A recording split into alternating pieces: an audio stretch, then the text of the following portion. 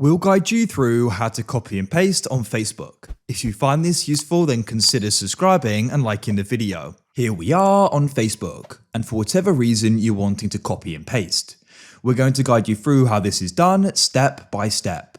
Make sure it's this full guide and don't go and skip ahead, otherwise you may go and miss an important part of this video.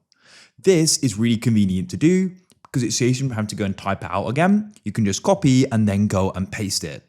So make sure it's this full guide and don't skip ahead, otherwise you may go and miss an important part of this.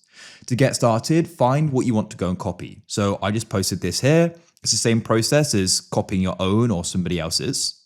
Of course, just remember what you're copying it for, as you can always go and share a post directly instead of just pasting it. But in this case, we want to go and copy it.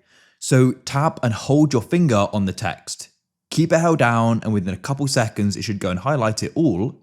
And you can then go and press copy, as you can see. Now, if you go and press select text instead of copy, you can go and then choose the text you want. But in this case, I want to do all of it. So when we have it all selected, I'm going to go and press copy. Then what you can do is if you want to go and post it somewhere, you could press what's on your mind. I'll just do this to open up the keyboard again, and to then go and paste it, you go and tap on the line, just where indicates you're going to be typing, and then you could go and press paste, and it'll then go and paste it. So that's it. That is how it's done. That is how you can copy and paste.